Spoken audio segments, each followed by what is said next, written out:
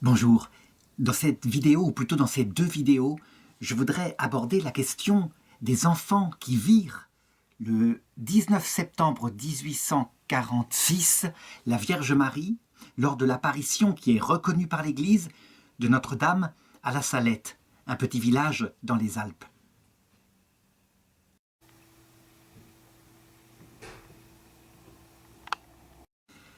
Pourquoi deux vidéos? Eh bien parce qu'il y a véritablement deux sujets. Il y a d'abord l'apparition elle-même et l'enquête qui fut faite par les autorités ecclésiastiques, mais aussi les autorités civiles concernant les enfants. Et on essaya véritablement de voir s'ils mentaient.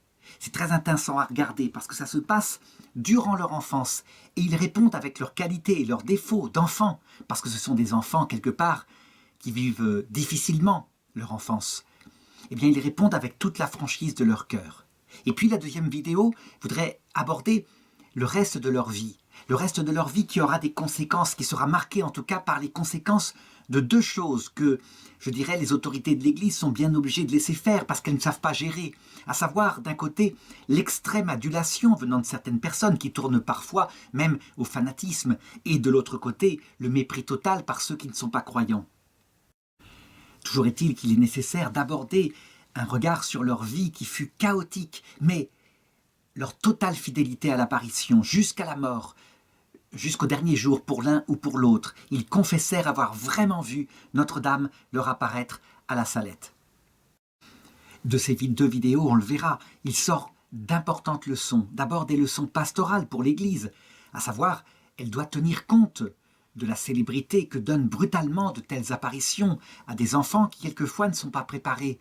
Et elle tiendra compte de cela, par exemple, pour Bernadette de Lourdes, qui, elle, sera protégée des excès des foules.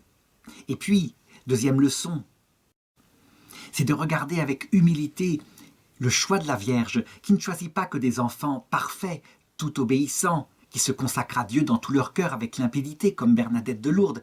Elle choisit n'importe qui. Elle peut choisir des enfants fragiles et, parce qu'elle est la mère de tout le monde, les deux choix sont absolument admirables. Alors, avant de commencer la première vidéo, je voudrais rappeler pour les catholiques que les apparitions, certes, ne font pas l'objet d'un commandement de la foi en tant que vertu théologale. Ça veut dire qu'on n'est pas obligé d'y adhérer par la foi, comme on adhère à la doctrine universelle du salut, donc au credo. Il y a tous les repères dogmatiques qui y sont ajoutés. Par contre, il serait aberrant de mépriser cela. En effet, le ciel, lorsqu'il parle ainsi, et lorsque l'Église fait l'enquête, fait l'effort d'étudier exactement ce qu'il en est, eh bien il serait bien imprudent de rejeter cela. On peut dire que la pastorale de la Vierge Marie, là, en 1848, elle est adaptée au peuple de l'époque. Et il faut la regarder avec beaucoup de cœur, parce que la pastorale de la Vierge Marie, sur nous qui sommes tentés par des péchés, cette fois d'ordre beaucoup plus spirituel, eh bien elle reste analogue, elle vise à nous sauver de nous-mêmes, dans nos gamineries, dans notre propension à nous attacher à la terre et à oublier le ciel. Et donc les événements se passent au matin du 19 septembre 1846, dans les Alpes, au lieu-dit de La Salette, dans le hameau de Cors. C'est un tout petit village assez misérable. Nous sommes à l'époque où le roi des Français, Louis-Philippe, tient la politique comme il le peut. Il sera d'ailleurs balayé 2 ans plus tard lors de la Révolution. Nous sommes dans les alpages, en hauteur, à une hauteur telle qu'il n'y a pas d'arbres, mais il y a des pâturages. Et voici que 2 troupeaux arrivent parallèlement l'un à l'autre, des petits troupeaux. L'un est mené par un jeune garçon de 11 ans, Maximin Giraud, qu'on dit aussi Mamin, et qui est avec son chien qu'il aime beaucoup, son chien Loulou. Il a une dizaine de bêtes, des vaches et puis 2 chèvres. L'autre petit troupeau est mené par une fillette d'environ 15 ans, Mélanie Calva, mais elle paraît beaucoup plus petite que son âge, elle paraît 10-11 ans. Et puis il y a un peu plus loin un homme qui suit, qui s'appelle Pierre Selme, qui est en fait le patron de Maximin et qui, de loin, avec sa faux sur le dos, va pour ramasser de l'herbe et en même temps surveiller de l'œil ce que fait Maximin. Parce que Maximin, on peut dire qu'il n'a pas les pieds sur terre. il est hyperkinétique, on dirait actuellement. Ça veut dire dès qu'il peut, il bouge avec une corde, avec un objet quelconque, etc. Et donc, il ne surveille pas toujours très bien le troupeau. Alors, comme ça coûte très cher, et qu'on lui a demandé de le prendre, de le placer comme berger, il préfère regarder de loin tout de même si le travail est fait assez sérieusement. Cette année-là, l'été a été torride, si bien que, en montagne, il n'y a pas tant d'herbe que cela. Donc on laisse paître les vaches tout leur sous là où il y a de l'herbe, et puis le midi arrive, on prend son repas qui est souvent fait de pain noir. Il faut dire que cette région-là ne court pas sur l'or à cette époque-là. Les enfants se sont rejoints et c'est bien la première fois qu'ils se mettent ensemble comme ça, qu'ils ont réuni leur troupeau et qu'ils le gardent ensemble. Mais c'est tout de même plus agréable de le faire à deux que d'être tout seul toute la journée dans la montagne. Après avoir mangé leur fromage qui va avec le pain, eh bien ils s'allongent sur l'herbe pour faire une sieste. Et puis, à un moment donné, Mélanie se réveille et elle constate que ses bêtes ne sont pas là. Donc elle réveille Maximin et ils vont chercher et ils les trouvent heureusement. Elles sont allongées plus loin en train de ruminer tranquillement de l'autre côté du versant. Et puis ils s'en reviennent à l'endroit où ils ont dormi et là, ils sont stupéfaits. Il y a une espèce de grande lumière à l'endroit même où ils ont dormi, une lumière si éblouissante qu'ils peuvent à peine la regarder. Ils se mettent comme ça. C'est un peu comme la lumière du soleil finalement. Et puis, en regardant de plus près, ils distinguent à l'intérieur, il y a une magnifique dame qui est comme ça, en position comme ça, avec une couronne de rayons de lumière qui émane de sa tête. Loulou, le chien de Maximin, qui est un roquet assez hargneux d'habitude, est là, tout tranquille. Est-ce qu'il voit, est-ce qu'il ne voit pas? On ne sait pas, mais en tout cas, il ne réagit pas. Voilà, c'est ainsi que commencent les événements de la Salette, et il y aura en tout et pour tout une seule apparition. Lorsqu'elle se termine, les enfants n'ont pas eu peur, et ils rejoignent Pierre Selme, donc le maître de Maximin, qui est surpris parce qu'il lui dit ceci. « Eh bien, Maximin, tu n'es pas venu te faire voir dans mon pré cet après-midi, et pourtant tu me l'avais promis. » Mais Maximin, qui a un air tout bizarre, lui dit ceci. « Maître, il est arrivé quelque chose. Nous avons trouvé près du ruisseau une belle dame qui nous a fait deviser longtemps avec elle et avec Mélanie. Et j'ai eu peur d'abord. Je n'osais pas aller chercher mon sac qui était près d'elle. Mais elle nous a dit « Avancez mes enfants, n'ayez pas peur. Je suis ici pour vous conter une grande nouvelle. » Et nous n'avons plus eu peur du tout. Et Maximin lui fait le récit détaillé de ce qui s'est passé. Et ensuite il s'en va, toujours agité comme il est d'habitude, et il descend rejoindre Mélanie dans la vallée, où elle est descendue auprès de la vieille mère Prat, une vieille grand-mère qui est là, qui est en train de filer avec son rouet. Et alors il l'interpelle et lui dit ceci. « Eh, mère Caron, parce que c'est son surnom à la mère Prat, n'avez-vous point vu une belle dame, tout en feu, passer au-dessus du vallon ?» Et la dame répond « Une dame ?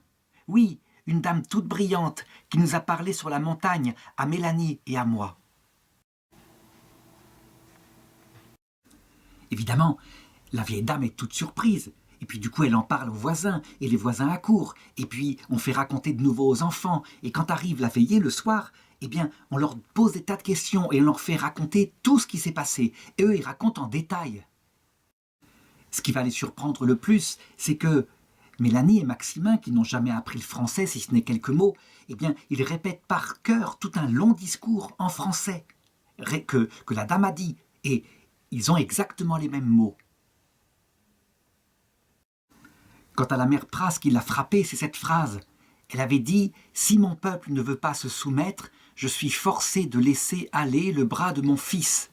Il est si fort et si pesant que je ne puis le maintenir. » Et donc, dans son bon sens, elle dit « Qui est-ce qui a un bras assez fort pour envoyer le bonheur ou le malheur sur la terre? Ça doit être la Sainte Vierge et son fils, c'est Jésus. » Elle est logique, elle est cohérente, et d'ailleurs, elle s'adresse à son fils, Jacques, qui a 25 ans et qui est là. « Tu as entendu ce que la Mère de Dieu a dit à cet enfant? Va-t'en encore, après ça, jurer et travailler le dimanche. » « Bah, répond Jacques, je ne vais pas croire que cette petite a vu la Sainte Vierge, elle qui ne sait pas seulement faire ses prières. » Évidemment, Ces braves gens ne savent pas bien discerner, même si leur bon sens est là. Et si bien qu'ils se disent entre eux, eh bien, demain, allons raconter ça à monsieur le curé. Monsieur le curé, lui, il saura bien nous expliquer et discerner ce qui s'est passé. Le lendemain matin, on est dimanche, et ils descendent au village, et ils frappent à la cure. Ils sont très émus, ces deux enfants. Rencontrer le curé, c'est pas n'importe quoi. Et c'est la bonne du curé qui leur ouvre, elle s'appelle Françoise. Et elle leur dit, vous voulez parler au curé, c'est pas possible maintenant, il est en train de préparer son sermon. Mais racontez-moi ce que vous avez à dire, je suis au courant, il paraît que vous avez vu une belle dame dans la montagne. Racontez-moi à moi, c'est comme si vous racontiez au curé, vous verrez. Le curé, lui, il est dans la pièce d'à côté, en train de préparer son sermon. Et donc, Françoise les interroge, et il raconte tout en détail de nouveau. Et le curé, lui, il entend tout, et il est profondément ému. Et il finit par sortir de sa pièce, et il est tout bafouillant, et il pleure, et il leur dit « Vous en avez de la chance, mes enfants, vous avez vu la Sainte Vierge ». Et ensuite arrive l'heure de la messe, les cloches sonnent, et les gens sont là, nombreux, parce qu'ils ont tous entendu parler de ça, et ils voudraient savoir ce que va en dire le curé. Alors le curé monte en chair, comme d'habitude, et son sermon, eh ben, il est tout ému, il est tout bafouillant. Il parle, ils entendent un petit peu, comme ça qu'il parle d'une apparition qui a eu lieu dans la montagne, que c'est la Sainte Vierge, etc. Manifestement, le curé a été bouleversé. C'est un homme simple, et lui, tout simplement, il ne peut pas croire que ses enfants, que pourtant il ne connaît pas, aient pu mentir. Évidemment, c'est un brave homme de curé, il est simple, et donc il se dit moi je vais avertir l'évêché, c'est l'évêché qui saura bien discerner. Moi je n'ai peut-être pas les instruments pour discerner. Et puis, il y a le maire du village. Le maire du village, lui, il est très différent. C'est un homme intelligent et même rusé, qui s'en laisse pas compter. Il a eu à faire plusieurs affaires dans sa commune qu'il a facilement réglées. Et donc, quand il entend parler de cette histoire-là, eh bien, il se fait fort, évidemment, de procéder à des interrogatoires adaptés et de régler le problème en quelques heures. Les enfants avoueront leurs mensonges. Donc, il commence par se faire raconter les choses par la rumeur. Et ensuite, le lendemain, eh bien, il se rend tout simplement à pied au Ramon des Ablandins, là où est, je dirais, la maîtresse, celle qui emploie la petite Mélanie. Il veut se renseigner d'abord sur chaque enfant, voir qui ils sont, s'ils sont menteurs, s'ils inventent des choses. Et donc il rencontre le père Prat, qui lui explique ceci. Il y a 6 mois que je l'ai prise à mon service. C'est une bonne petite, mais timide, craintive et surtout très insouciante. Elle ne pense pas à se changer quand elle est toute mouillée de pluie, et elle dormirait à l'étable ou à la belle étoile si on y veillait. Puis c'est la misère chez ses parents qui habite corps. Elle n'est jamais allée à l'école, elle ne sait ni lire, ni écrire, ni ses prières. Elle ne peut pas réciter le Notre Père en entier, ni faire correctement le signe de croix. Toute jeune, elle a été placée chez des étrangers, et sa plus jeune sœur mendie encore. Ensuite, après cet interrogatoire succinct, on appelle Mélanie. Et le maire l'avertit. Il est avec son autorité, il lui fait peur. Il a son uniforme de maire. Il lui dit « Prends bien garde, hein. Dis tout ce que tu sais, ni en plus, ni en moins. »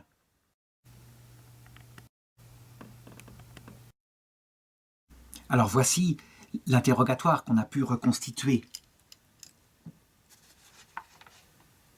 L'enfant dit au maire « J'ai dit tout ce que cette dame nous a demandé de dire. » Le maire frappe alors sur sa table de son poing, et la vaisselle vibre, la pièce tremble, et il dit d'une voix autoritaire « Tu as dit à ton maître que tout ça n'était pas vrai. » Et l'enfant se fâche. Elle dit « Soit vous, soit mon maître, vous dites pas vrai. » Le maire veut alors l'intimider et lui dit « Mélanie, cette histoire te mènera en prison si tu persistes à la raconter. » Ça lui fait peur. Eh bien, elle est là et elle le regarde bien en face. Et elle dit « La dame nous a dit de le dire, alors je le dirai. » Alors, comme il constate qu'elle est têtue comme une bourrique, que les menaces ne font aucun effet sur elle, il décide de changer de tactique et de jouer maintenant au policier gentil, si on peut dire. Il sort de sa poche 20 francs. C'est une somme très importante pour elle et il lui dit ceci. « Écoute, Mélanie, je sais que toi tu as mendié récemment et que ta petite sœur mendie encore pour gagner le pain, que c'est très dur à la maison. Eh bien, tu vois, ces 4 pièces, elles sont à toi. Mais tu dois dire maintenant la vérité. » Eh bien, l'enfant refuse sans hésiter. Et elle lui dit ceci. « Vous me donneriez une maison pleine d'or, que je dirais la vérité. et toute la vérité de ce que j'ai vu. Le maire va ainsi l'interroger de tous les sens, fausser ce qu'elle a dit, changer un petit peu des phrases pendant plus de 2 heures. Et rien n'y fait. Elle ne cède pas, elle ne bouge pas d'un iota. Il est d'ailleurs finalement assez troublé. Il se dit que ça ne mènera à rien, qu'il faudra aller vers le garçon. Et peut-être que l'interrogatoire à ce moment-là aboutira à la vérité. Alors pendant ce temps, pendant cet interrogatoire, Maximin, lui, il est reparti avec son maître Pierre Selme, il est descendu dans la petite ville de Corps, qui est dans la vallée. Et puis, c'est là qu'habite le père de Maximin, M. Giraud. M. Giraud, c'est un homme qui a eu bien des malheurs. Il a été veuf. Il s'est remarié. Et il faut dire que sa nouvelle femme, avec qui il a eu des enfants, déteste Maximin et le traite vraiment mal. Quant à M. Giraud, eh bien, il a tendance à se laisser aller à la boisson, ce qui n'est pas sans conséquence. Et d'ailleurs, Pierre Selme, avec Maximin, eh bien, c'est au cabaret qu'il le trouve. Et là, voilà le dialogue qu'on peut reconstituer. Donc Pierre Selme le voit au comptoir et il lui dit « Tu sais, ton fils vient d'avoir un rare bonheur. » Le père répond « Qu'est-ce qui lui est arrivé ?»« Pas un malheur, mais un bonheur. » Alors c'est un gros rire dans le cabaret.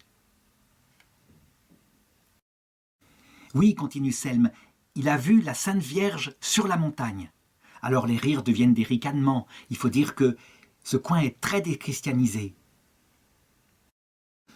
Les hommes ne vont pratiquement pas à la messe, il y a seulement quelques femmes âgées qui y vont. Et je dirais que partout, on aime jurer, c'est des noms de Dieu, etc., à tout bout de champ. Si bien que le récit résumé que fait Pierre Selme dans le cabaret n'est même pas écouté par ces ivrognes qui sont déjà passés à autre chose. Le maire, quant à lui, eh bien, il veut continuer son enquête et c'est donc le soir qu'il va enfin trouver Pierre Selme et qui va l'aborder dans le village pour l'interroger, savoir qui est ce garçon. Et donc il s'explique. En fait, Maximin n'est son berger que depuis une semaine. En effet, il y a une semaine, son petit berger est tombé malade. Et donc il n'avait personne pour le remplacer et pour s'occuper des vaches. Et donc il est allé voir le père Giraud et lui a demandé de lui prêter Maximin pour qu'il puisse garder ses vaches dans la montagne. Et le père Giraud ne voulait pas le prêter parce qu'il disait « Il est tout le temps agité, il a la tête en l'air, il y aura une vache qui va tomber dans le précipice. » Et alors, répond Pierre Selme, j'ai insisté parce que je n'avais pas d'autre solution. Et il a fini par accepter, mais à une condition, c'est que j'ai un œil sur lui tout le temps dans la montagne. Et c'est pourquoi je suis monté à chaque fois avec ma faux et j'ai en même temps ramassé du foin pour l'hiver. Et ensuite, le maire l'interroge sur Mélanie. Est-ce qu'il la connaît? Et Pierre Selme répond « Oh, je voyais bien qu'elle gardait ses vaches aussi dans la montagne. Et donc j'ai dit à Maximin que le lendemain, ça serait bien qu'il se mette avec elle. Mais il ne la connaissait pas auparavant. Mais comme ça, quand ils étaient à deux, je pensais que les bêtes seraient mieux gardées. » Et donc le maire insiste et dit « Il ne se connaissait pas auparavant. » Et il répond « Non, c'est seulement avant-hier, vendredi, que les enfants se sont rencontrés pour la première fois. » C'est quelque chose d'assez important, parce que pour arriver à voir comment ils auraient pu se concerter pour inventer cette apparition, ça intéresse beaucoup le maire dans son enquête. Et donc le maire continue son interrogatoire et il apprend d'autres choses sur Maximin. Par exemple, chaque jour, Maximin venait me voir dans mon pré. Mais samedi, il n'est pas venu et ça m'a étonné. Et j'en ai fait la remarque le soir au retour du troupeau. C'est alors qu'il m'a raconté l'histoire de la dame dans la montagne. Et le maire de questionner. Il est très étourdi, le petit. Oui, très étourdi. Son père me disait que le mois dernier, il a même laissé étrangler sa chèvre. L'autre jour, je l'ai surpris de bon matin qui partageait ses provisions avec son chien. Et comme je lui faisais remarquer qu'il ne lui resterait rien pour la journée, il m'a répondu « Mais je n'ai pas faim. » Mais c'est quand même un bon petit. Il est incapable de soutenir un mensonge et de faire du mal. Alors le maire apprend aussi que Maximin ne sait ni lire, ni écrire, qu'il n'a pas du tout eu l'occasion d'aller à l'école, qu'il ne connaît pas le français. Il apprend aussi ce jour-là comment sa belle-mère le déteste, comment cet enfant n'est pas heureux. Et donc le maire se décide le lendemain d'aller à Corps et d'aller voir le père Giraud pour interroger Maximin. À peine le maire est-il parti que des gens du village viennent trouver Pierre Selme et lui disent « Il faut absolument mettre par écrit, c'est important ce que les enfants disent. il faut mettre ça par écrit comme on peut. Pierre Sem ne sait pas beaucoup écrire. Et donc, ils réunissent les enfants, comme ça, dans la soirée, et puis ils leur font raconter mot à mot ce que la dame a dit, et comme ils le peuvent, avec une écriture maladroite et une orthographe parfois un peu spéciale, ils notent tout ce qui a été noté, ce qui a été dit, et ils signent le procès-verbal qu'ils font entre eux. Un procès-verbal, on pourrait dire, de civil. Ce sera très important, parce qu'on se rendra compte un peu plus tard que, en fait, mot à mot, les enfants répètent tout ce qu'a dit la dame, et ils le répètent sans jamais en changer un seul mot, et ça, des années après. Alors le lendemain, le maire rencontre enfin Maximin et il joue le même jeu qu'avec Mélanie. Ça veut dire d'abord il va le menacer de prison à cause de ses mensonges, en lui disant qu'il a inventé tout ça. Et le petit ne se laisse pas du tout démonter, il lui dit « Inventer ? Comment voulez-vous que de pareilles choses s'inventent ?» Alors ensuite, pareil, il lui promet de l'argent, des récompenses, etc. s'il dit la vérité, s'il dit qu'ils se sont arrangés avec Mélanie ou avec d'autres pour organiser cette espèce d'histoire incroyable. Évidemment, rien n'y fait. Donc on peut dire que le maire, qui a fait tomber bien des gens et bien des menteurs pour des histoires de village, là vraiment, n'a réussi à rien. Évidemment, ça ne peut pas en rester là. La chose commence à se répandre dans le pays et les gendarmes sont prévenus, ainsi que les autorités civiles et aussi les autorités ecclésiastiques. Si bien que le dimanche suivant, le 27 septembre, eh bien, on décide de se rendre sur place, sur le lieu des soi-disant apparitions, avec des gendarmes, pour faire ce qu'on pourrait appeler une reconstitution de type un peu judiciaire. Il y a là aussi Selm, Pras, ça veut dire les deux employeurs de Mélanie et Maximin, il y a Moussier et quelques témoins qui sont venus pour l'occasion. Et ce qui est étonnant, c'est qu'on voit le caractère des deux. Mélanie, elle marche silencieuse, elle est toute timide. Et Maximin, qui est hyper kinétique, eh ben, il court dans tous les sens, il s'amuse, il ramasse un caillou, il ramasse un bout de bois. Enfin, il n'arrête pas, ce qui agace d'ailleurs beaucoup les gendarmes. Si bien qu'à un moment donné, il y en a un qui en est excédé, qui l'attrape par le fond de la culotte et qui le met au-dessus d'un précipice comme ça en lui disant « Avoue que tu as menti, sinon je te lâche ». L'enfant est évidemment surpris et terrorisé, c'est tout de même un gendarme, et il racontera plus tard qu'il y avait une voix intérieure qui lui disait « N'aie pas peur, mon petit, n'aie pas peur, on ne te fera aucun mal, aucun mal ». Si bien qu'il répond crânement « J'ai dit tout ce que la belle dame nous avait dit de dire ». Évidemment, le gendarme est vraiment décontenancé par cette réponse avec une telle fermeté, si bien que, surpris, il dépose l'enfant sur le chemin, de nouveau, et ils repartent vers le lieu de l'apparition. Ce qui est surprenant, c'est que ce gamin qui bouge dans tous les sens, qu'on ne peut pas rester gardé en place, dès qu'il s'agit de raconter ce que lui a dit la soi-disant belle dame, il devient sérieux, il ne bouge pas, il ne varie pas d'un seul mot. Alors ils arrivent enfin à l'endroit de l'apparition, et d'abord ils sont surpris, parce qu'il y a à côté une petite source qui ne coule que très rarement, uniquement quand il y a des gros orages dans la montagne. Or, elle coule, et elle coule en permanence, et il n'y a pas eu d'orage. On peut même dire qu'il a fait très sec, je l'avais dit un petit peu précédemment. Ça, c'est quelque chose qui, évidemment, est remarqué par eux. Souvent, une source d'eau, c'est quelque chose qui signifie quelque chose. Les gendarmes, quant à eux, eh bien, ils continuent leur rôle, ils le tiennent avec force, ils savent comment faire pour intimider cette racaille. Et donc, il y en a un qui saisit Maximin de nouveau et qui lui dit « Si tu continues à mentir, on te mettra en prison, on ne te donnera qu'un petit morceau de pain noir. » Eh bien, répond l'enfant, « Je le mangerai. » Alors l'autre gendarme l'interroge et lui dit « Et si tu dois mourir pour cette affaire-là, qu'est-ce que tu choisiras ?»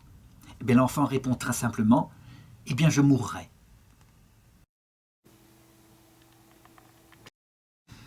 Le maire, lui, il a laissé faire et il a soigneusement gardé dans sa mémoire, pour en faire un rapport le soir, tous ces événements. Puis à ce moment-là, puisqu'on est sur place, eh bien, il commence la reconstitution, il demande aux enfants de raconter très précisément ce qui s'est passé, et c'est ce que je vais raconter maintenant ici, selon le récit des enfants eux-mêmes. Donc c'est Maximin qui raconte en patois. Et il dit ceci, c'était un samedi, il était vers 3h de l'après-midi, et nous avions mangé notre repas, nous étions allongés là dans l'herbe pour faire une petite sieste, tandis que nous laissions les vaches qui étaient à côté de nous tranquilles. Et puis à un moment donné, Mélanie s'est réveillée, et elle n'a plus vu les vaches autour de nous, alors elle m'a secoué. Et on a cherché les vaches, on les a trouvées, qui étaient bien calmes, à un endroit un petit peu plus loin, en train de ruminer. Puis, en redescendant, c'est Mélanie qui a vu la grande clarté, et elle m'a dit « Maximin, viens voir cette clarté ». Je suis allé vers Mélanie, puis nous avons vu disparaître la clarté, et nous avons vu dedans une dame qui était assise près de la petite fontaine, la tête dans ses mains, et nous avons eu peur.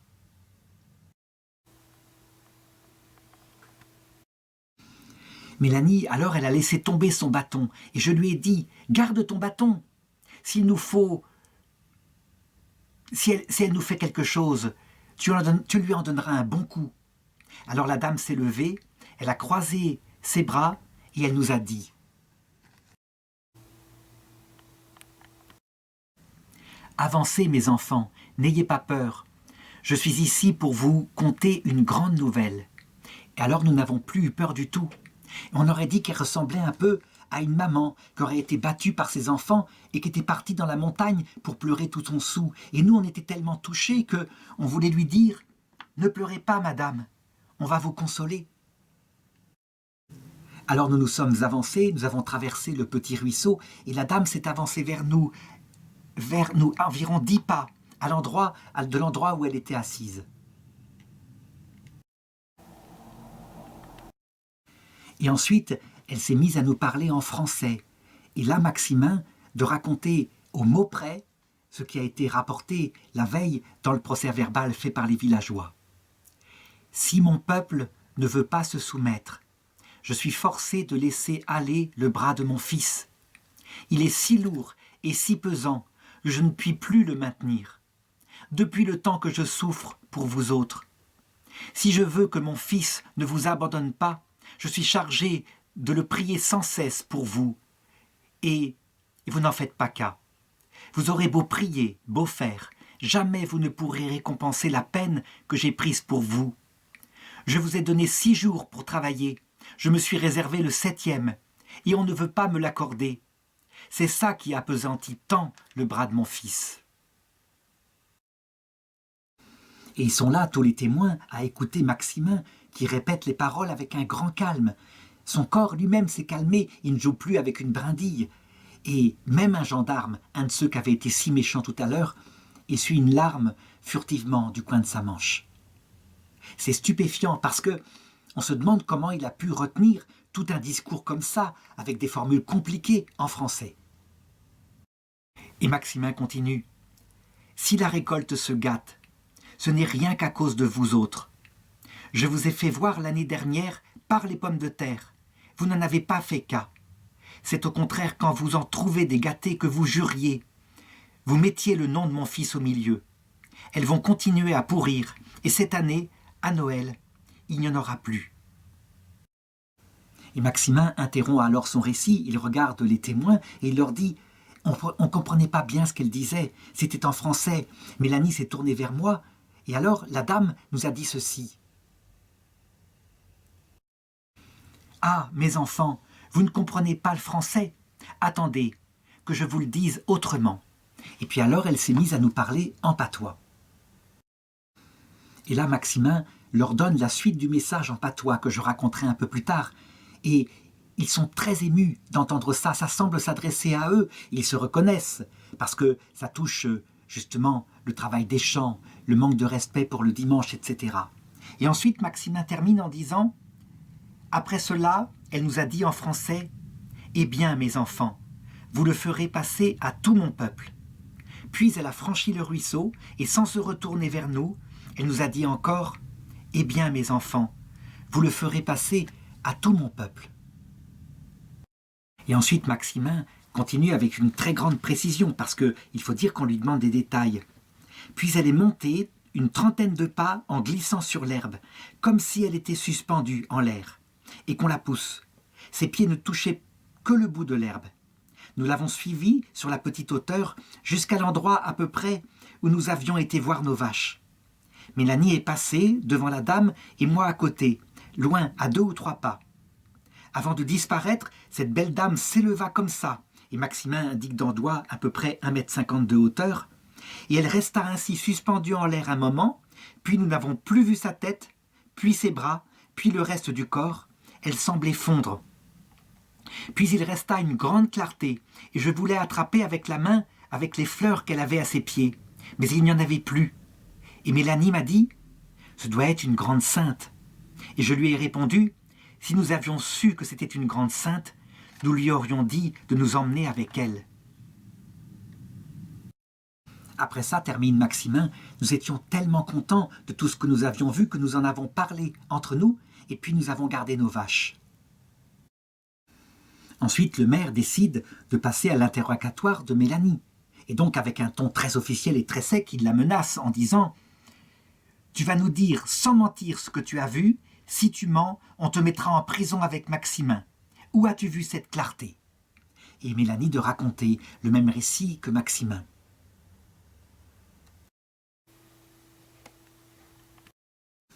Et le maire l'interrompt souvent pour lui demander des détails précis. Par exemple, est-ce que la lumière touchait leur sac, etc. Par exemple, il lui demande « Quand vous avez vu cette clarté, il n'y avait personne dedans ?» Et elle répond « Non, quand la clarté a commencé à bouger, nous ne pouvions presque pas la voir. Elle nous éblouissait et nous nous frottions les yeux. Quand nous avons commencé à la voir, nous l'avons vue s'élever à la hauteur d'une personne et nous avons commencé à voir dedans de la clarté. Nous avons vu blanchir les mains et la figure et avec elle les mains comme ça. » Et l'enfant se cache les mains dans la figure pour indiquer la première façon dont elle est apparue. Chaque détail correspond évidemment au récit de Maximin, avec les petites différences de son point de vue à elle. Par exemple, elle insiste sur les larmes quand elle s'est mise à parler. Je voyais bien couler les larmes de ses yeux. Elles coulaient. Et je me frottais les yeux, et puis je retournais à regarder dans un petit moment, et j'en voyais encore bien couler. Mais je n'en voyais jamais tomber. Elle disparaissait dans la lumière avant d'arriver à terre. Et le maire de lui demander comment elle était habillée. Et elle répond, elle portait une robe blanche, un fichu blanc attaché derrière le dos, une chaîne large de 3 doigts qui pendait, et puis il y avait une autre petite chaîne avec un crucifix. D'un côté de la croix, il y avait un marteau, et de l'autre côté des tenailles. Et elle continue. Elle avait des souliers blancs avec des boucles brillantes et des roses autour. On ne pouvait pas bien regarder à cause de la clarté. C'est comme quand on veut regarder le soleil. Elle avait une coiffe avec des roses de toutes les couleurs. Il y avait aussi des roses autour du fichu. Et le maire de demander des roses de toutes les couleurs. Oui, il y en avait des roses, des rouges, des blanches, des bleues. Des roses bleues, demande le maire. Oui, de toutes les couleurs, mais pas comme celles de nos jardins. Elles étaient beaucoup plus belles. Évidemment, les enfants n'ont absolument aucune idée de tout le symbolisme qu'il y a là-dedans, chaque couleur signifiant une des vertus intérieures de la Vierge Marie. Ça, ce seront les théologiens qui, plus tard, en commentant l'apparition, leur en donneront le sens spirituel. Les enfants, eux, ils sont simples, ils racontent factuellement ce qu'ils ont vu. Alors le maire insiste et il demande « Et les roses, vous n'avez pas essayé d'en cueillir une ?» Et Mélanie répond « On n'a pas osé. Maximin, après, a voulu prendre une rose de son soulier, mais il n'a pas pu. La dame s'est fondue. Lorsque la dame marchait, elle semblait ne pas toucher terre. L'herbe paraissait ne pas plier sous son poids. » Et puis elle ajoute « Elle ne faisait pas d'ombre. Elle était lumineuse et transparente. On voyait à travers elle la montagne, les pierres, l'herbe. Et quand nous descendions pour aller vers elle, nous faisions de l'ombre. Mais quand nous étions avec elle, nous n'en faisions pas. » Donc le maire en a assez entendu. Il consignera tout cela par écrit un peu plus tard. Mais il leur dit ceci. « Tu as une belle imagination, Mélanie. Hein, tu t'es concertée avec Maximin. Mais vous verrez, ça va vous coûter cher. » Et il parle aux gendarmes. « Messieurs, dans peu de temps, vous aurez 2 petits vauriens dans vos geôles. » Alors il y a un des témoins qui prend la parole et qui dit au maire « Ça serait peut-être une apparition du démon, on ne sait jamais. » Et le maire de répondre « Peut-être bien, donc il va falloir pousser l'enquête plus loin. Je vais en parler au curé de corps pour qu'il puisse les interroger. On verra bien ce que dit l'Église. » Et donc c'est ainsi que le maire termine son enquête en n'ayant pas du tout pu mettre en contradiction les enfants, et il confie le lendemain une enquête, une sorte de petite enquête ecclésiastique au curé du village, qui s'appelle le père Mélin. Alors lui, évidemment, il va être beaucoup plus gentil, beaucoup plus doux, et puis il y croit quelque part. Alors, il passe prendre Maximin, il passe par la petite maison où habite Mélanie, et il la prend en route, et il y a là quelques témoins, et il y a aussi son sacristain. Et puis, il racontera plus tard que Maximin ne peut s'empêcher de questionner Mélanie. Il lui demande « La dame a été un peu de temps sans rien me dire, et elle te parlait. Je voyais bouger ses lèvres. Que te disait-elle » Et Mélanie de lui répondre « Elle m'a dit quelque chose qu'elle m'a défendu de dire. » Alors Maximin de lui répondre « Que je suis content, Mélanie, à moi aussi, mais je ne peux pas en parler non plus. C'est un secret et je ne te le dirai pas non plus. » Arrivé sur la montagne, le curé se fait raconter lui aussi l'apparition et il pose quelques questions qui sont intéressantes. Par exemple, ce qui l'étonne le plus, c'est qu'il raconte en français le message sans rien en perdre. Alors il demande « Comment vous faites pour vous en souvenir? Est-ce que la dame l'a dit plusieurs fois? Est-ce que vous l'a appris par cœur ?» Et alors, Mélanie répond « Oh non, elle ne l'a dit qu'une fois, mais je me suis bien rappelé. Et puis quand même, je ne comprends pas bien, en disant ce qu'elle m'avait dit, ceux qui comprennent le français le comprennent quand même, même si je ne le comprends pas, et ça suffit. » « Et toi, Maximin, demande le curé, est-ce que tu comprenais ?» Et Maximin de répondre « Je ne sais pas, je ne lui ai pas demandé. » Et qu'est-ce que la dame a dit en patois? Alors Maximin va redire ce qu'il a dit la veille et les paroles que la dame a dit en patois et que je traduis ici en français. Si vous avez du blé, il ne faut pas le semer.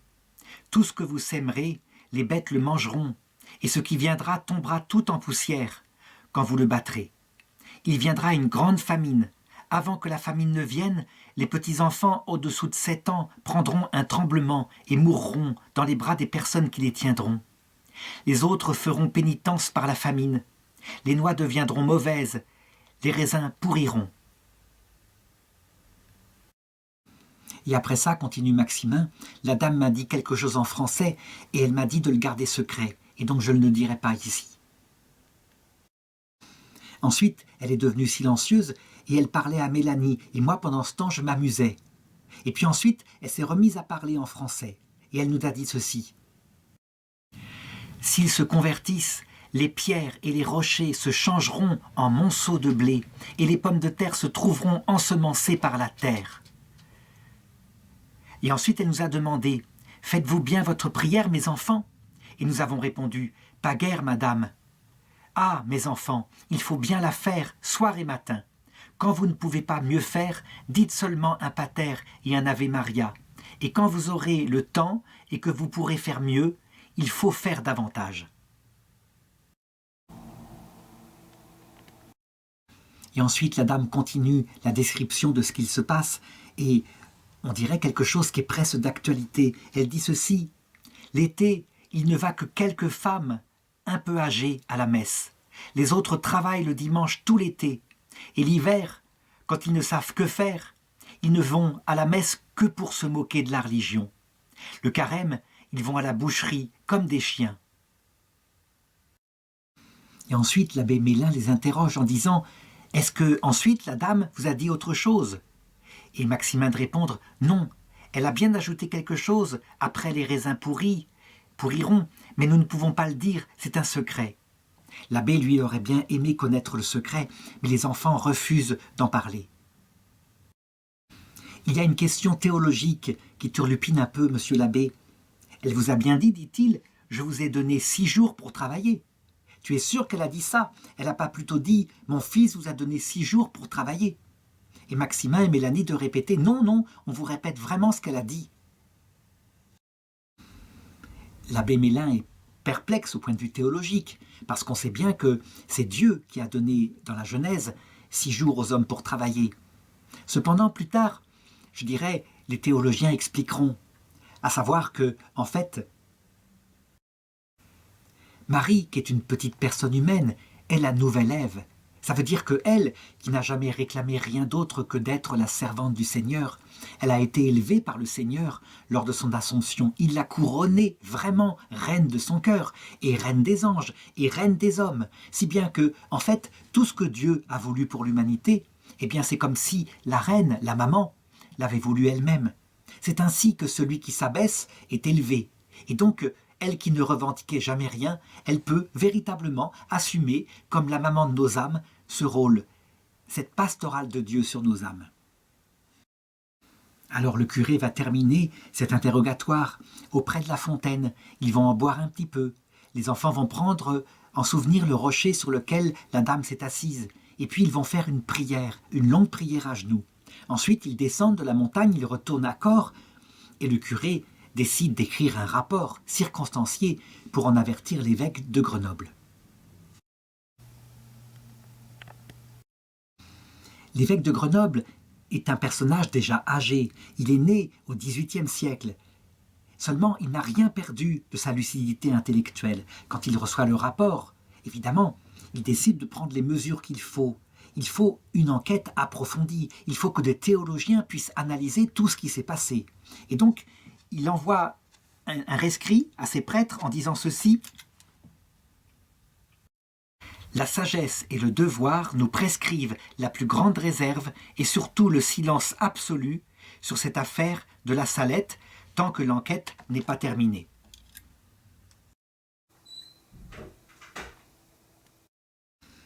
À leur tour, les autorités civiles, les autorités royales du roi Louis-Philippe s'émeuvent. Et on peut dire qu'à un moment donné, le procureur du roi en personne vient de Grenoble. Il monte à la Salette, il décide de rencontrer les enfants un par un. Et il se fait raconter dans le détail toutes les choses de la même façon que je l'ai indiqué. Évidemment, une autorité de ce niveau-là ne croit pas un mot en la vérité de cette histoire-là. Pour lui, c'est une comédie absurde. Et donc, il faut absolument trouver celui qui a pu organiser cela. Et on soupçonne, par exemple, Pierre Selme. Ça veut dire celui qui a embauché les enfants. Alors on l'interroge et il déclare: pendant que le petit garçon a gardé mes vaches, je ne l'ai pas perdu de vue. Je n'ai aperçu ni prêtre, ni laïc s'approcher de lui pour l'entretenir. La petite Mélanie est allée plusieurs fois garder les vaches dans le champ de son maître pendant que Maximin était avec moi. Je l'ai vu constamment seul, et si quelqu'un était venu lui parler, je m'en serais certainement aperçu. Le procureur du roi, qui ne peut pas rester plus longtemps, finit par déléguer le juge de paix de Corps, afin qu'il interroge les enfants, et lui va faire un rapport qui dit ceci: les deux enfants ont été entendus séparément. On a expliqué à chacun d'eux qu'étant devant la justice, il fallait dire toute la vérité, mais rien que la vérité, et qu'il fut demandé à Mélanie de révéler le secret de la dame. Pressée de le déclarer, elle a persisté dans son refus, signé et puis la date. On peut dire que ces enfants-là ne cèdent pas d'un pouce. Pas question de livrer ce qui est pour eux un secret. C'est d'ailleurs une caractéristique de la plupart des apparitions de la Vierge qui commencent, on le sait, à la rue du Bac, vers 1830. Il y a toujours un secret. Ça veut dire une part qui est réservée à ses enfants et qui semble signifier que la Vierge Marie s'occupe de l'âme de ses enfants. Elle n'en fait pas que des instruments pour délivrer un message à tout le monde. Elle s'occupe de leur salut personnel. Et ce message les concerne. Là, en l'occurrence, ce seront des secrets qui concerneront l'Église et la France, et en l'occurrence, ils ne peuvent les donner qu'à des personnes habilitées pour cela, ça veut dire au Saint-Père. Au plan politique, l'affaire n'en reste pas là, elle remonte jusqu'à Paris, et voilà que le ministre de l'Intérieur et de la Justice et des Cultes lui-même s'en mêle, et qu'il écrit une lettre extrêmement sévère à l'évêque de Grenoble, en lui demandant de faire cesser ce scandale et de cesser de multiplier la publicité concernant ces faits. Ce à quoi l'évêque répond, évidemment, qu'il a donné des directives très strictes pour que tant que l'enquête ne serait pas terminée, le secret absolu ou le silence soit gardé par tout son clergé. Il y a beaucoup d'anticléricalisme, mais aussi, je dirais, de franc-maçonnerie, on ne peut pas le nier, ça veut dire de mépris par rapport à la religion chrétienne dans les autorités de cette époque-là. Si bien qu'à un moment donné, ça finit par retomber sur le maire de Corps, et le préfet carrément veut le déposer de sa charge, parce que pour lui, manifestement, ce scandale, cette chose ridicule, vient de son manque d'autorité. Finalement, il est laissé tranquille, les choses se tassent un peu. Alors à un moment donné, on reconvoque les enfants à la gendarmerie, et cette fois, c'est le corps médical qui veut se pencher sur eux. Et voilà ce qu'on leur dit. Maximin, il y a des personnes qu'on appelle des somnambules. Ils font beaucoup de choses en dormant. Peut-être est-ce en dormant que tu as vu cette dame. Et Maximin de répondre avec son bon sens. Mais, monsieur, si on fait quelque chose en dormant, on sait après que c'était en dormant. Et moi je sais ce que j'ai vu, et que j'étais bien éveillé, et que je ne dormais pas. Allez. Alors le docteur répond, eh bien, dis-moi où cette dame s'en est allée. Et alors Maximin de répondre, elle a disparu dans une lumière, et la lumière nous a empêchés de voir où elle était allée. Alors le policier qui est là, qui accompagne le médecin, prend la parole et dit, ah, en fait on l'a découverte. Des soldats l'ont saisie et l'ont conduite en prison. Et ça semble faire beaucoup rire Maximin qui répond, oh, bien fin qui pourra la prendre, cette dame-là. Alors un autre gendarme se met en colère et dit « Tiens, Maximin, veux-tu que je te dise la vérité ? Vous vous êtes entendu avec Mélanie et l'on vous a donné de l'argent pour que vous disiez cette histoire. » Et Maximin de répondre « Eh bien, puisque vous en savez tant, dites combien on m'a donné. » Et le gendarme de répondre « Oh, le prix n'a pas d'importance, mais vous avez été payé. » Et Maximin de répondre « Moi, je vous dis que non. Si vous ne voulez pas le croire, tant pis pour vous. » Et le gendarme de reprendre « Vous avez voulu faire parler de vous, un peu, et cela durera peut-être encore quelque temps, et puis tout tombera. » Et Maximin de terminer « Ça tombera, quand la religion tombera. » Il est étonnant de voir que les paroles que Jésus avait dites dans son évangile, on vous traînera devant les tribunaux, mais là ne vous inquiétez pas de ce que vous aurez à dire, il vous sera donné une force qui vous mettra les mots qu'il faut dire, et bien à quel point ça se réalise. Et on peut dire que tous les témoins de cette scène en sont stupéfaits. Et la scène continue, on ne les lâche pas. Le gendarme dit en menaçant « Tu mens, je vais te lier les mains et t'emmener en prison. » Et Maximin de répondre « Toutes vos menaces ne me feront pas dire le contraire de ce que nous avons vu et entendu. » Le gendarme de reprendre « Un de ces jours, on te prendra, on te mettra en prison et on te conduira à l'échafaud. » Et Maximin de terminer en disant « Eh bien, je monterai à l'échafaud. » Le maire qui est là, qui assiste à l'entretien, qui a été pressuré un petit peu par le préfet, dit « Inutile de continuer avec cette tête de mule, qu'on le mette en prison maintenant et qu'on fasse venir Mélanie, et on verra bien ce qu'elle dira. » Et quand Mélanie rentre dans la pièce, eh bien, on peut dire qu'on joue avec les techniques éprouvées des interrogatoires de police. On lui dit « Mélanie, écoute-moi bien, Maximin a tout avoué, il nous a tout raconté, inutile d'insister. » Et Mélanie de répondre « Puisque vous savez tout, pourquoi est-ce que vous me demandez ?» Et le maire de continuer « On vous a trompé, cette dame est venue là pendant que vous dormiez. » Mélanie « Une dame pourrait bien venir, monsieur, mais pas s'enlever en l'air. » Et le maire de continuer, c'est au contraire très facile, il suffit de mettre un peu de fumée et puis on disparaît dans la fumée. Alors Mélanie de lui répondre, eh bien faites-le monsieur, créez un nuage et disparaissez. Mais enfin, soyez lucide, on a pu vous tromper. Et Mélanie de terminer en disant, et la fontaine monsieur, la fontaine qui coule, vous croyez qu'on nous a trompés avec la fontaine ? L'interrogatoire est serré, ils sont là, ils ont plusieurs idées, ils se pressent l'un après l'autre et un gendarme reprend l'interrogatoire en disant « Mais enfin, tout ce que tu racontes là, c'est quelqu'un qui vous l'a appris par cœur. » « Et oui, répond Mélanie, et oui, quelqu'un nous l'a appris. Et si on ne l'avait pas appris, je ne saurais pas le répéter, moi. » Alors le gendarme « Ah, tu vois, quelqu'un te l'a appris, qui donc ?» Mélanie « Une personne, monsieur. »« Oh, sans doute, mais quelle est cette personne ?»« Celle-là que je vous ai dite, monsieur, la belle dame. Cette dame, elle est en prison à Gap, on l'a arrêtée. » Mélanie, il n'y a que Dieu qui peut mettre cette dame-là en prison. Et je voudrais bien être dans cette prison-là. Et c'est ainsi que vers le soir, on finit par les relâcher. Ils retournent chacun dans leur logement. Et Maximin en particulier retourne chez son père qui, lui, n'en peut plus de tout ce scandale. Ça veut dire que ça commence vraiment à l'énerver. D'autant plus que dans le café où il se rend, on se fiche de lui. Et donc lui aussi, il rigole avec les autres. Il dit quelle bêtise, mon enfant qui a vu la Sainte Vierge.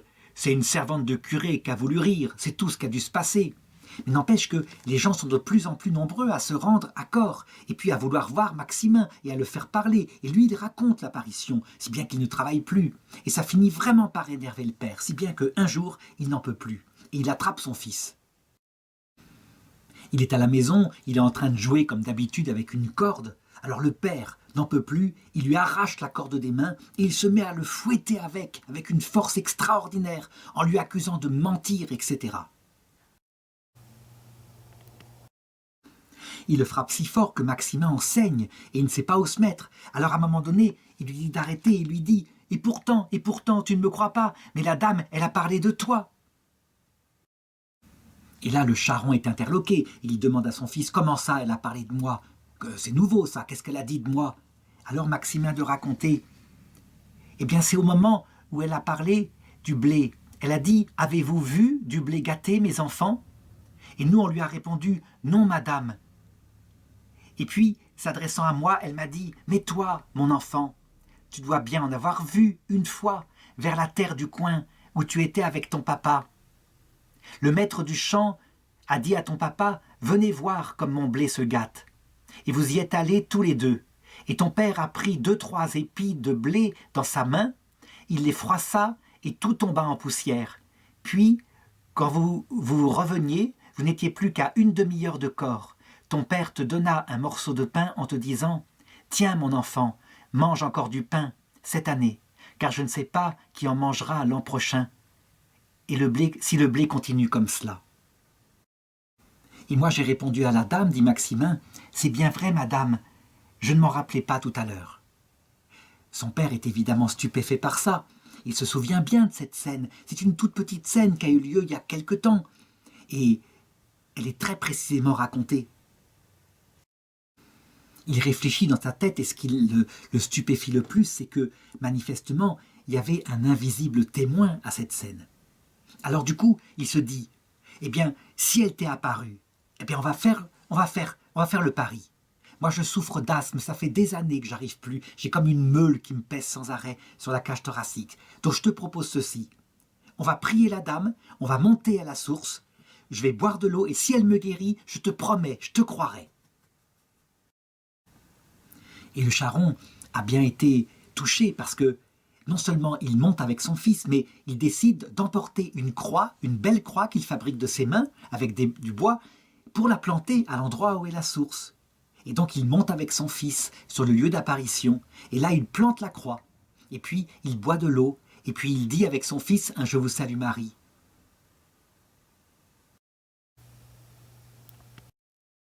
Et ensuite il redescend de la montagne, et quand il arrive chez lui, il voit sa femme et lui dit « Femme, je suis guéri, je n'ai plus sur la poitrine cette pierre de moulin qui m'étouffait.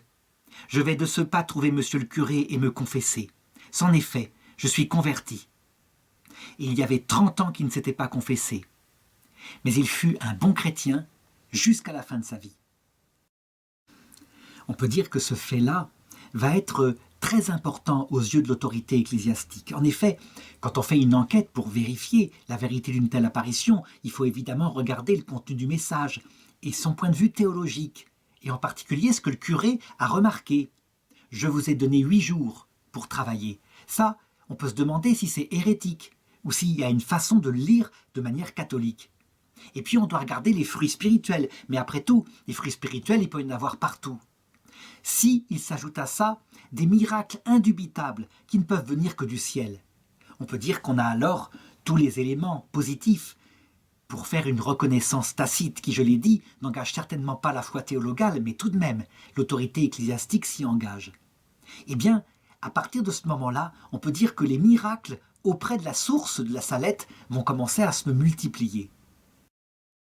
Et je voudrais en raconter quelques-uns qui ont été gardés par l'autorité ecclésiastique. Par exemple, une femme Laurent qui est à corps, qui est paralysée par des rhumatismes depuis 23 ans, donc il ne peut plus sortir de son lit. On lui amène de l'eau de la source, elle en boit, et tout d'un coup elle est guérie. Et elle se lève, et elle sort dans la rue, elle brandit ses béquilles. C'est la première fois qu'on la voit ainsi levée.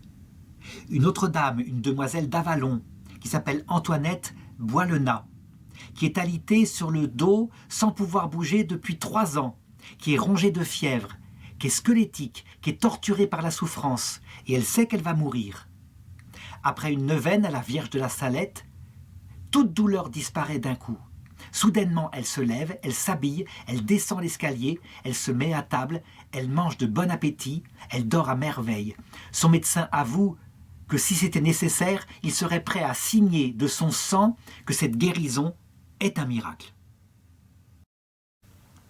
Mais la réputation de la Salette va plus loin. Elle sort des Alpes, elle s'étend jusqu'en France et en Bretagne. Par exemple, au couvent de la Visitation de Rennes, il y a une religieuse qui est entrée en agonie. On invoque alors la Vierge de la Salette, et la moribonde est subitement guérie. Dans le diocèse de Fréjus, une autre personne guérit miraculeusement au moment où elle allait mourir. Il y eut une quantité considérable de miracles, au point que l'évêque de Cahors, Monseigneur Giret, publia un livre où il les recensait, et encore pas dans leur totalité. Mais il y a un dernier fait tragique, celui-là, que je voudrais signaler. En effet, quand une prophétie vient du ciel et qu'elle ne se réalise pas, dit la Bible, ça veut dire que cette prophétie n'est pas venue du ciel, sauf si c'était une prophétie conditionnelle du style « si vous priez, cette chose-là n'arrivera pas ». Là, en l'occurrence, la Vierge a annoncé les choses 2 fois. 2 fois, vous le direz à tout mon peuple. Et donc, c'est ce qu'on appelle une prophétie de prédestination. Ça veut dire que c'est décidé par le ciel vu l'énorme péché. Eh bien, tout ce qu'a raconté la Vierge va se réaliser trait pour trait. C'est la grande famine de la pomme de terre qui a eu lieu au milieu du XIXe siècle. Et cette famine ne fut pas seulement sur la France où il y eut plus de 100 000 victimes, mais sur toute l'Europe où on compte environ 1 million de morts, et en particulier sur l'Irlande. Mais ça va se réaliser aussi mot à mot, trait pour trait, dans le village de Cors, c'est-à-dire le visage des apparitions. À peine quelques mois passés que toutes les prophéties de la dame concernant le blé, concernant la pomme de terre, concernant les châtaignes vont se réaliser.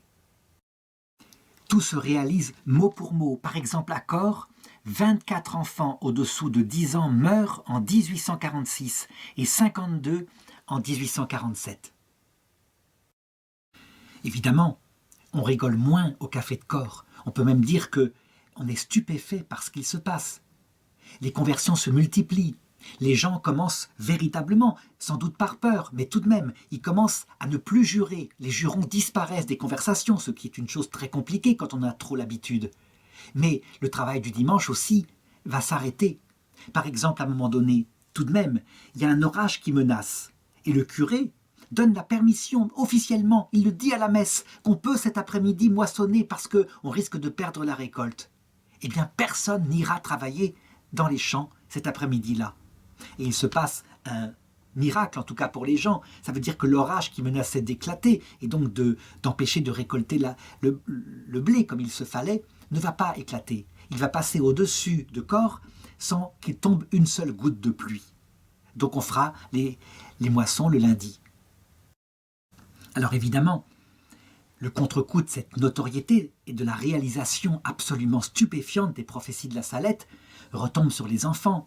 Ça veut dire qu'on se met à les interroger de tous les côtés. Et certains veulent faire toucher leurs vêtements par des chapelets, par des reliques. On les traite parfois comme des saints. Et je voudrais, dans la prochaine vidéo, parler des conséquences que ça aura eu, le fait qu'on ne s'est pas occupé assez de protéger ses enfants.